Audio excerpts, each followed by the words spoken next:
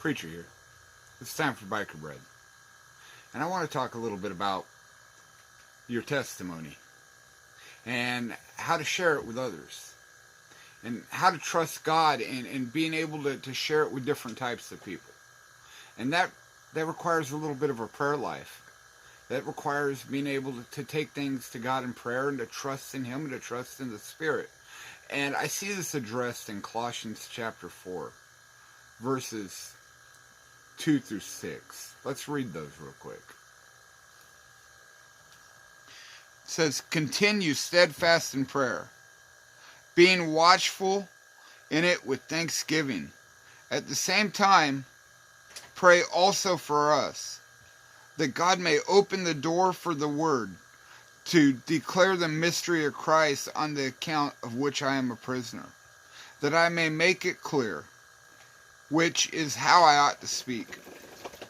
Walk in wisdom towards outsiders, making the best use of time. Let your speech always be gracious, seasoned with salt, so that you may know how you ought to answer each other."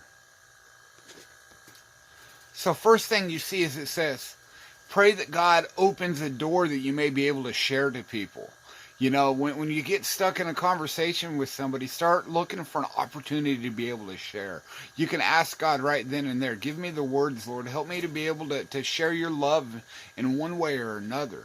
And that's an important thing. That's why it's important to have a close relationship with God. It's important to have a personal relationship with God.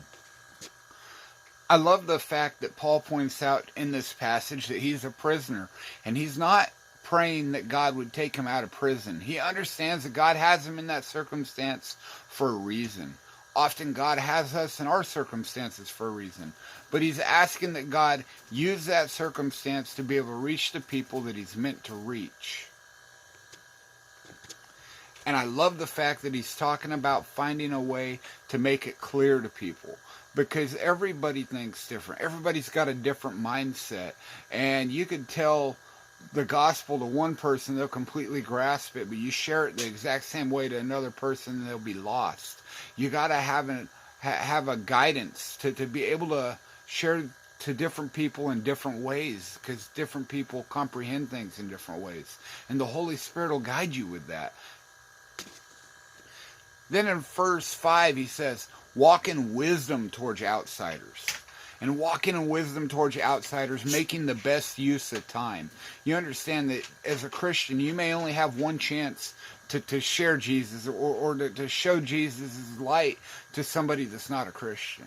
And you don't know if you're going to ever have that place again. So you want to walk in wisdom towards them, and you want to make the best use of that time, because it may be the only time they have a chance to hear about Jesus. And that can make an eternal difference. And it goes on in verse 6 to say, let your conversations be seasoned with grace. You want to show people the same kind of grace that God showed you.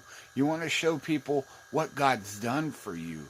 You know, and you want to be seasoned as salt, because the salt is a seasoning, it gives flavor. And as a Christian, we're to be a season, a flavor. It's something to show people the difference and to show people what God has done.